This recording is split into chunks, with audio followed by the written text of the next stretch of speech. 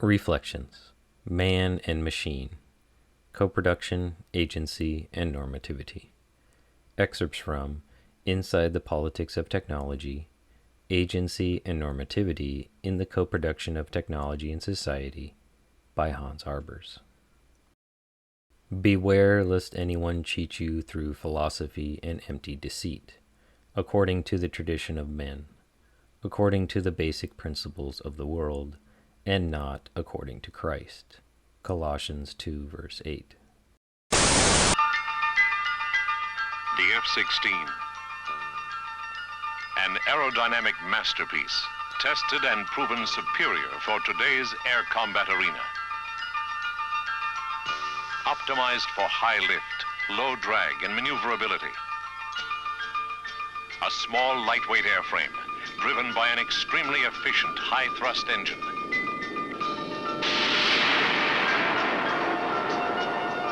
With a thrust-to-weight ratio of greater than 1, the F-16 can sustain a 9G turn. In the air combat arena, the F-16 pilot commands an aerodynamic machine designed to out-turn and out-accelerate any other fighter in the world today.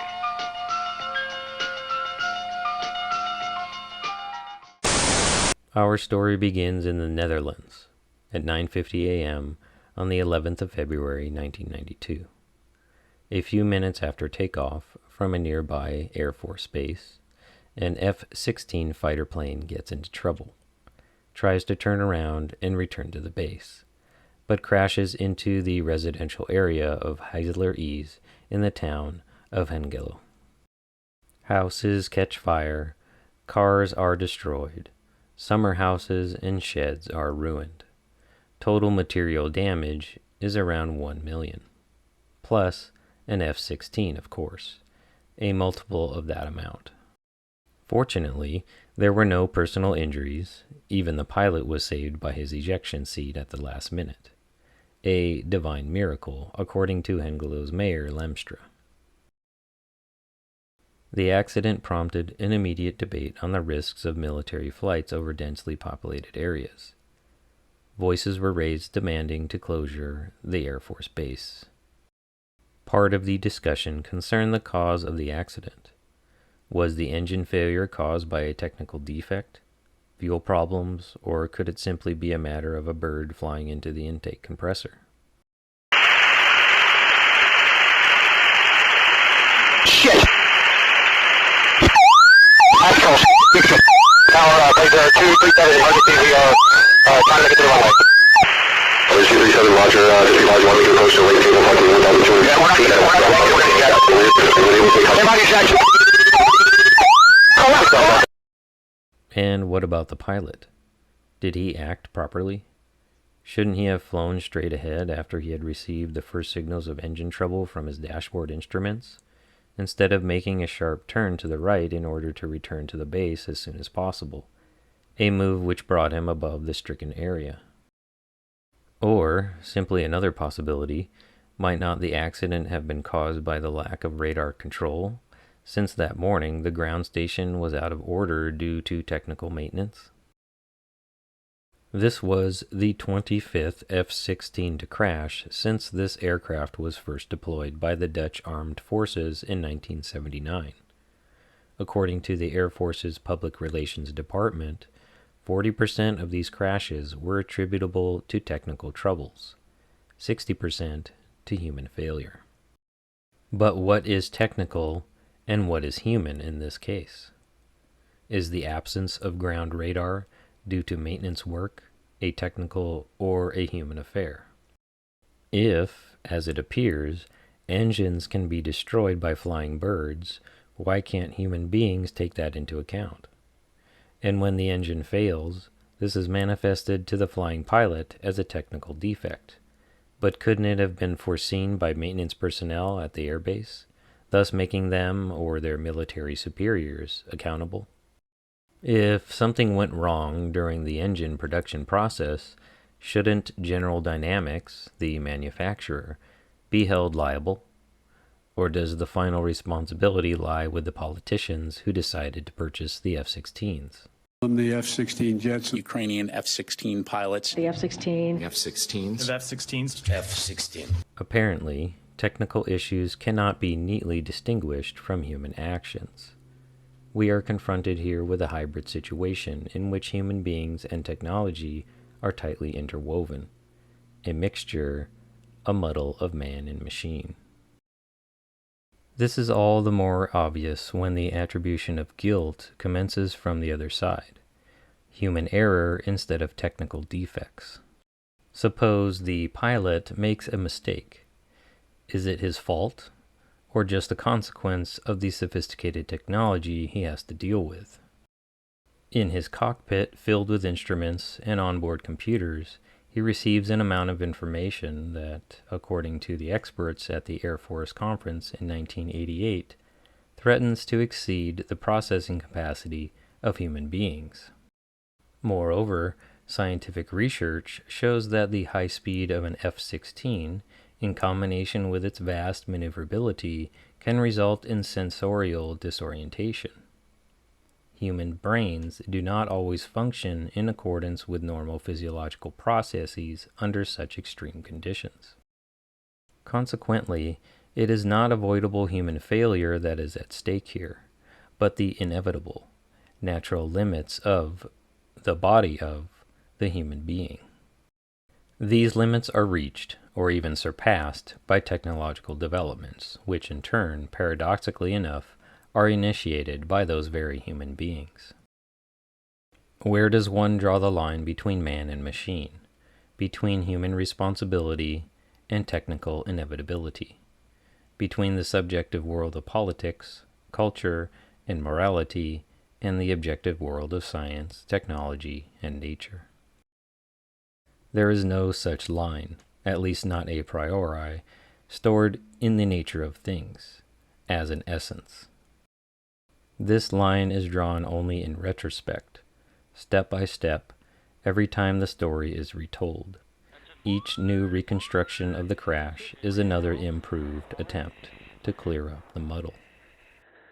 We start this hour with a developing story. The 215 freeway remains shut down in Riverside nearly a day after a military jet came crashing down right into a building. We're getting more details and witness accounts of the U.S. Air Force now confirming that an F-16 went down outside. The investigation into the crash of a Wisconsin Air National Guard fighter jet Tuesday night is starting. After experiencing some type of mechanical issue, the D.C. Air National Guard F-16C went down about 200 yards behind a small subdivision of two-story brick homes. Pullman Air Force Base says an F-16 fighter pilot ejected safely today just before his jet crashed west of the base near White Sands National Park. Tonight, the Ukrainian Air Force announced a newly arrived F-16 fighter jet crashed during the massive Russian missile attack on Monday. It was eventually proven that the pilot acted as capably as possible, so he was not to blame. But that only partly settled the question. After this first clarification, however important it was to the pilot, the accident could still be ascribed either to human error, false instructions from the control tower, poor maintenance, or lack of knowledge about the migration quarry patterns of birds, or alternatively to technical deficiencies, fuel problems, or engine failure. In the end, a year after the crash, an official research report established the real cause of the crash: the snapping off of a 10-centimeter metal pin that regulated the position of a fin in one of the 13 cogs in the rotor of the F-16. This set off a chain reaction, demolishing the cogs one by one, ending up in a complete breakdown of the engine. But even then, the problem of humanity versus technology was not solved. Who could be blamed for this technical defect? Service engineers, the Air Force, or the manufacturer? The latter was ultimately left holding the bag. But still then, was it a production fault or a designer's error? Again, different actors and different technicalities are involved. Apparently, a definitive dividing line between technical and human causes cannot be drawn.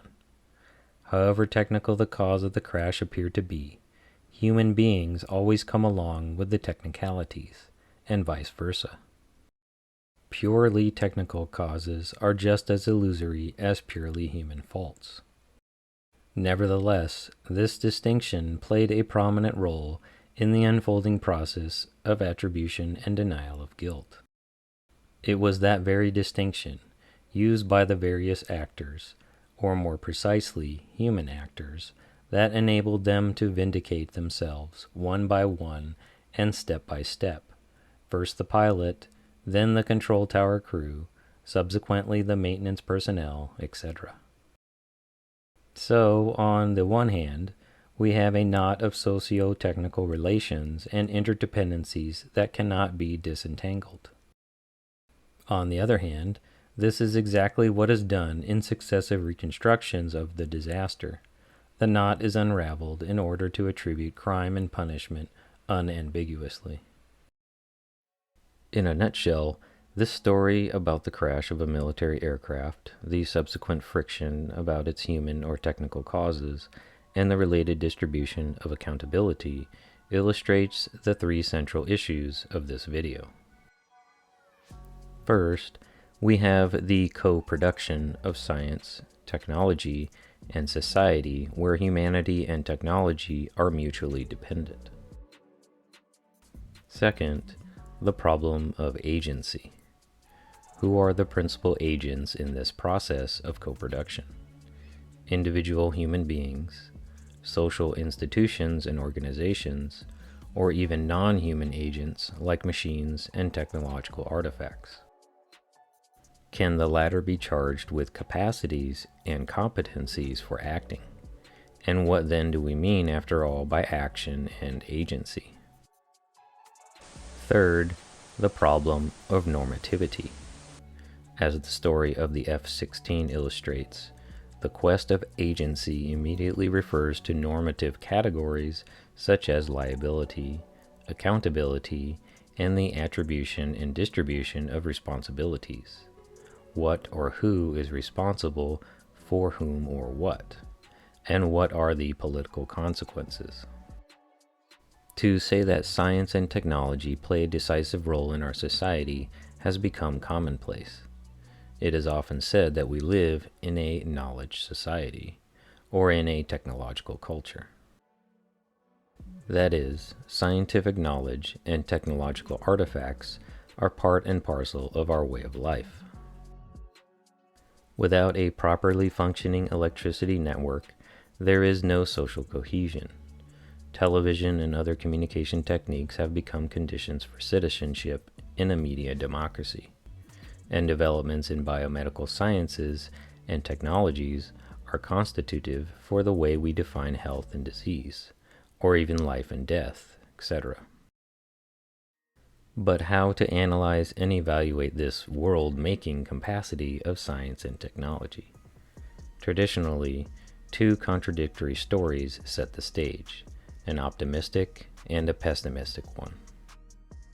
The first story is one of hope, the hope for the control of nature, for the emancipation of mankind, for rationality and instrumentality. This is the story of progress, in science and technology, and thus in society. In such a scientistic worldview, both natural and social relations can be known and controlled. Technical engineering, supplemented by social engineering here, is the Enlightenment's ultimate dream of reason, of human freedom by controlling physical and social nature, of humans as the measure of all things. This utopian and rationalistic story of hope is always accompanied by a much more dystopian and romantic story of despair. Despair about the loss of the subject, about the decline of humanity, authenticity, and naturalness. In this second story, told by traditional philosophers of technology like L. Ewell, Heidegger, and Jonas, science and technology pop up as totalitarian threats to an often implicit and idealized human condition. It is a story of being overrun by a technological juggernaut, which is guided only by instrumental values and system requirements. In this view, human freedom is not realized through the pursuit of science and technology. On the contrary, here, freedom is annihilated by the rational technological instrumental imperative. Both stories are still endemic at all kinds of societal levels: common sense, fiction, policy prose, and so on. And they still nourish many contributions to public and political debates about the social impact of technological developments. Yet there are good reasons to dismiss both scenarios. First, they are too general. On the one hand, portraying science and technology as a homogeneous unity, lacking internal differentiations and uncertainties, and on the other hand, portraying society or humanity as a monolithic given bereft of cultural pluralism, power differences, and historical changes.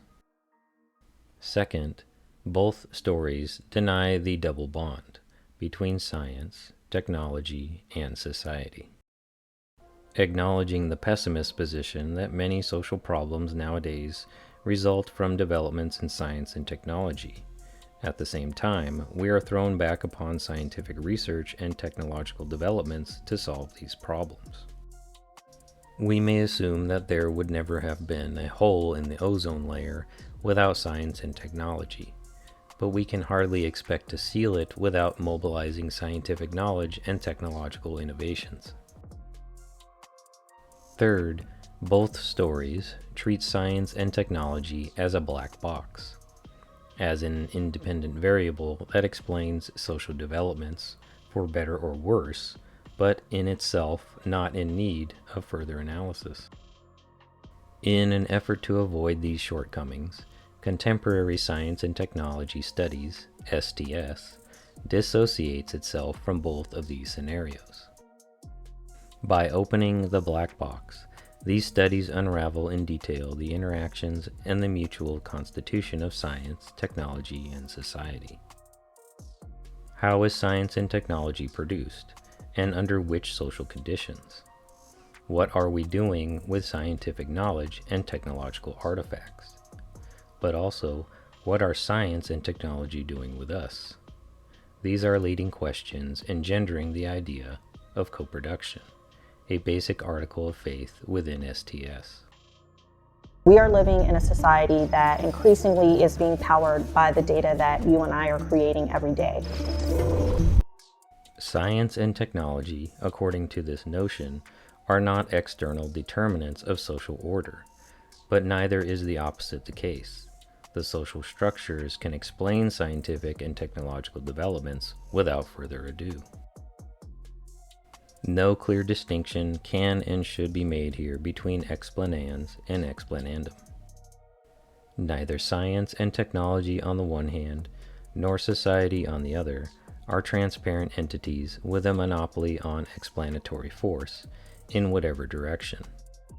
On the contrary, they are internally related, that is, mutually constituted in one and the same historical process. Accordingly, within STS, alleged essences of science and technology, such as objectivity, neutrality, and efficiency, are replaced by empirical, historical, and sociological studies of the construction of practices flying these colors. Universality bows to contextuality. Explanations of order give way to stories about processes. Utopian or dystopian blueprints are abandoned in favor of practical learning processes. This empirical and pragmatic turn in the study of science, technology, and society pays off, compared with the hermetic pessimism of traditional philosophers of technology or the naive optimism of their intellectual antipodes. It enables detailed research into the hybrids of socio-technical relations and gives scope to practical policies informed by this research and geared to local situations. But having formulated this common sense within science and technology studies, a series of questions now present themselves. For example, how actually to conceptualize coproduction, and how to study it empirically. Several notions have been proposed, generating different viewpoints.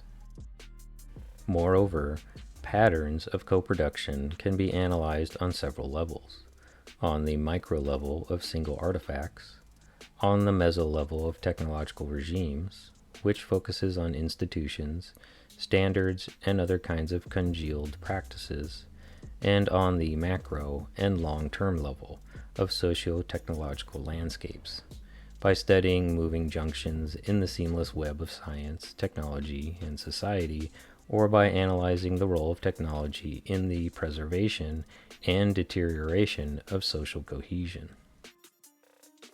The object of research also varies along with these different concepts and levels, from structures and institutions, social groups and individual agents, through cognitive entities like ideas, theories, and concepts, to artifacts as actors in the process of coproduction. In short, within STS, coproduction is a communally sanctioned notion, useful in the fight against ancient enemies, but nonetheless contested as soon as it descends to earth in the form of concrete analysis and inquiries.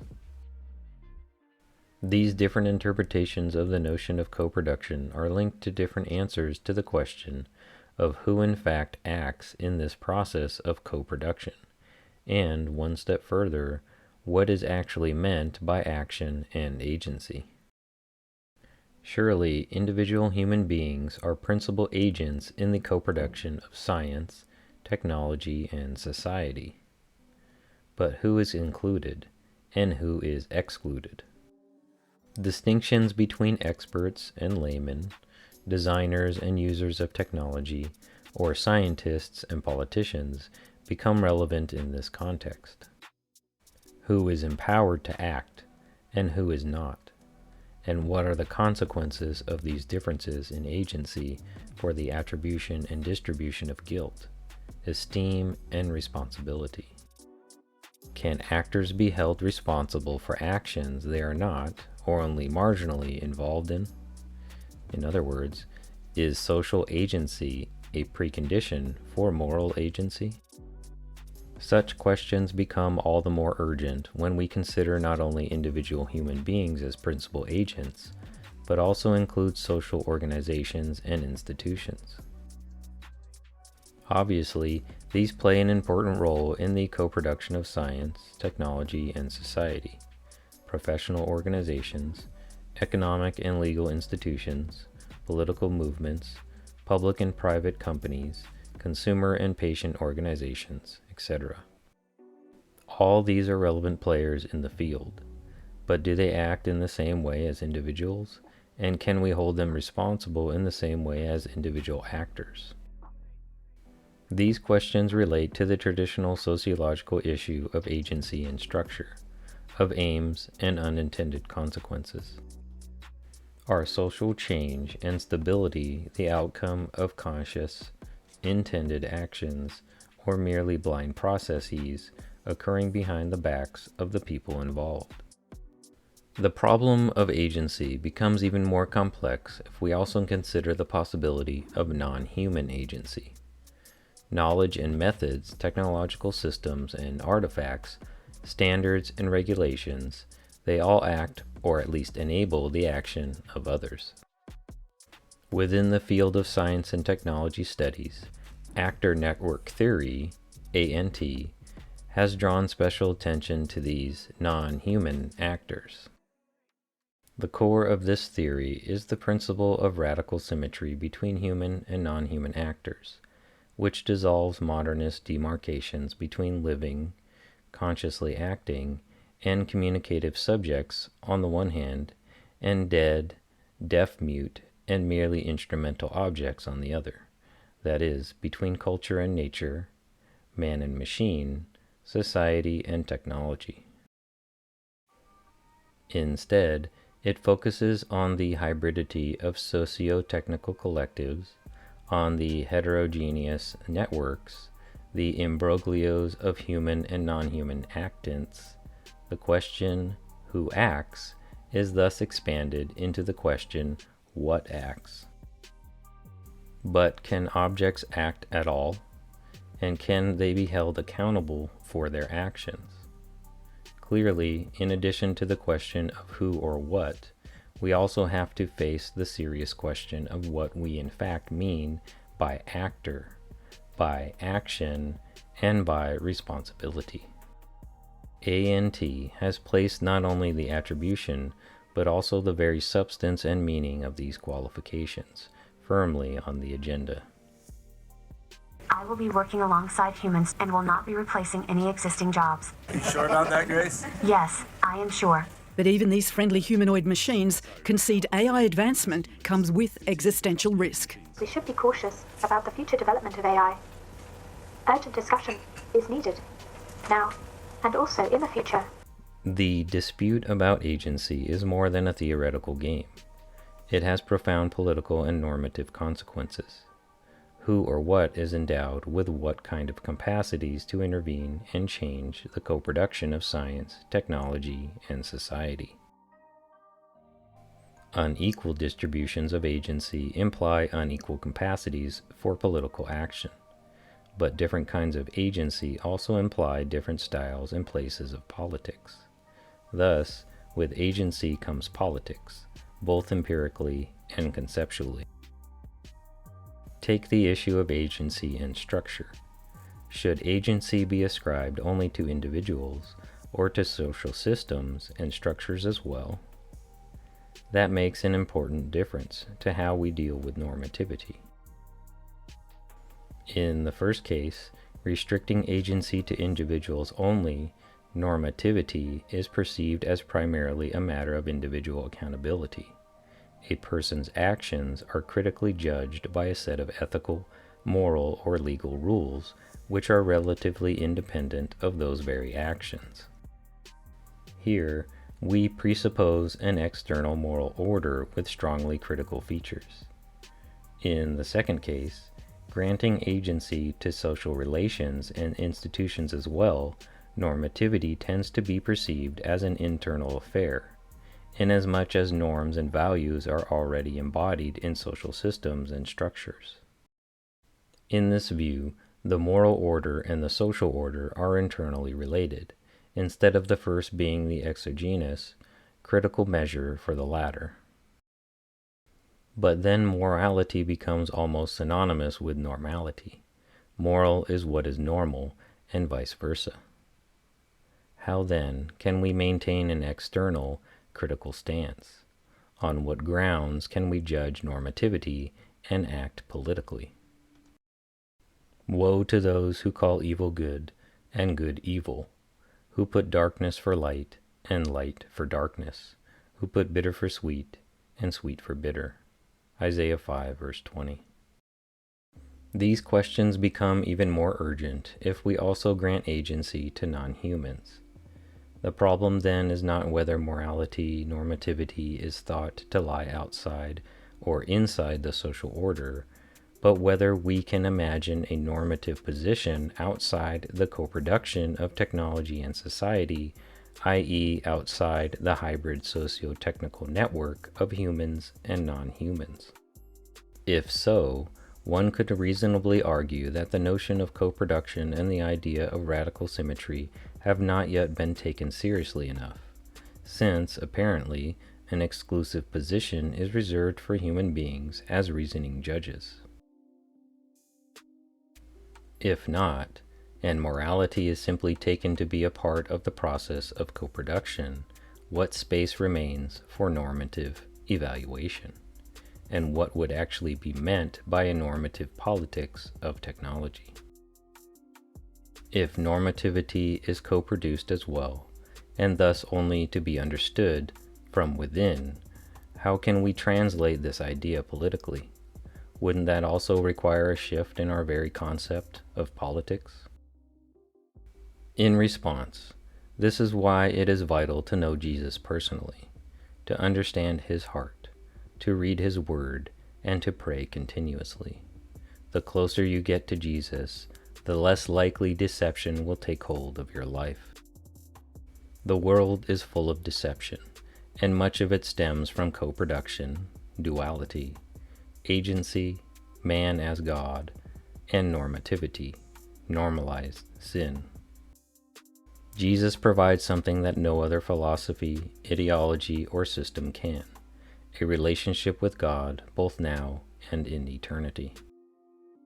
Jesus stands apart from societal deficiencies, vain techno-bio-integrated pattern worship, and sin-fueled desires of the mind.